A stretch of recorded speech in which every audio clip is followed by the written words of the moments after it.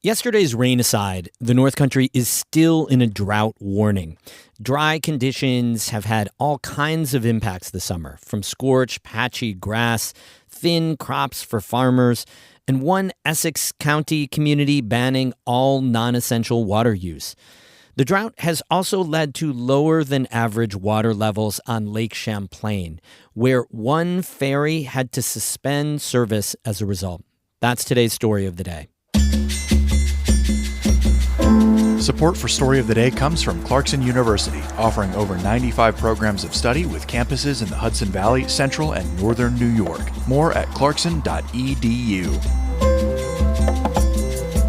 Hey, I'm David Sommerstein. It's Friday, September 26th. First up, a nearly 2-week manhunt for a murder suspect in the Adirondacks came to an end this morning.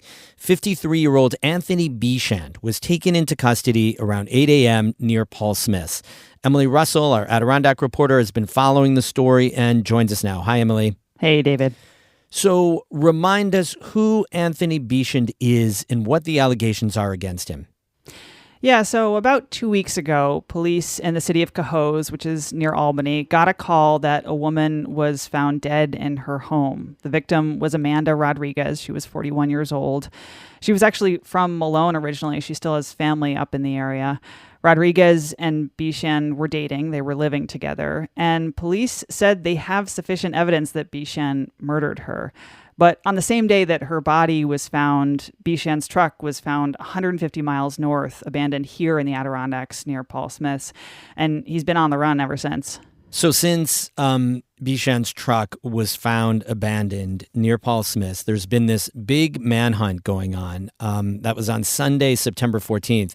But up until this morning even, police basically had no idea where he was. Yeah, that's right. They held a press conference just yesterday in Raybrook and said they believed he was alive and in the area still, but they just had found no signs of him despite this pretty widespread manhunt with a lot of city, state, and federal law enforcement agencies involved. So that brings us up to this morning where he was found and taken into police custody. How did that happen? How did it all unfold?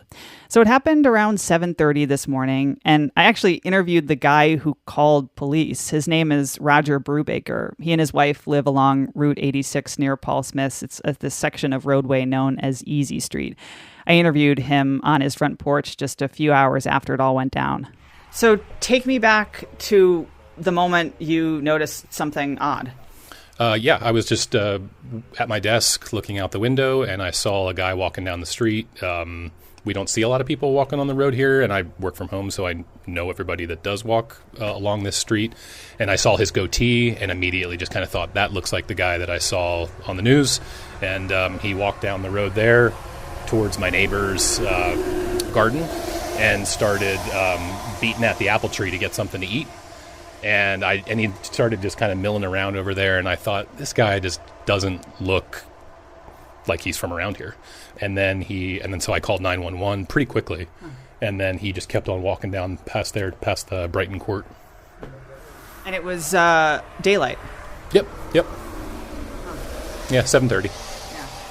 And how soon after you called police did you start seeing activity? He had walked out of sight by then, so it was probably about, 5 minutes, something like that, where I saw a state trooper coming down with the lights flashing, and I assumed that they were going to go get him, but he was well out of sight by that time. What did it feel like? I mean, my heart was racing.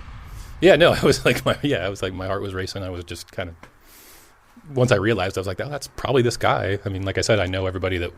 I recognize everybody that walks along this street, and he just seemed out of place. So, yeah, my heart started racing, even though I didn't have any contact with him, and I just was in my house the whole time. So, yeah. From what you saw in the last week and a half, do you feel like state police and everyone else involved did all they could to find him? It seems like it. I mean, from what I understand, I saw them whenever we were driving up and down the road. We saw them going door to door and all over the place. I mean, and when they came here, they talked with me for a while and walked with me as we checked all the outbuildings and all that. So, yeah, it seemed like they were putting in a pretty significant amount of effort. Wow, that's pretty remarkable. What have we heard from law enforcement so far today? Well, state police issued a statement around 10:30 this morning confirming that they had, in fact, captured Bechand. They took him to headquarters in Raybrook for further questioning. And after that, he'll likely be sent down to Cohoes, where he's from, where the murder took place. I spoke with Cohoes Police Chief Todd Walden this morning, who said he was really relieved that Bechand was in custody. As I mentioned earlier, Walden and other top law enforcement officials were in Raybrook yesterday for a press conference. I was there and they briefed us about what they knew and didn't know. And Walden told me today he felt like that really made a difference on how this manhunt ended. I had a feeling after our press conference yesterday up in Troop B and the push, again, to get the information out to anybody who possibly didn't know about the manhunt, that we would have a result sooner rather than later. I wasn't sure that it would literally come within 24 hours, but there was a great sense of relief. And it was mostly because I was thinking of the victim and the family. And I thought at least they can have some measure of closure in knowing that this person is no longer out there on the loose. And as you heard from Roger Brubaker, he had just seen Bechand's photo on the news. So I think there's really some truth to what Walden was saying. Walden also shared with me that services for Amanda Rodriguez are happening tomorrow, actually here in the North Country, in the Clinton County town of Altona. Emily Russell, our Adirondack reporter, thank you very much. Thanks so much.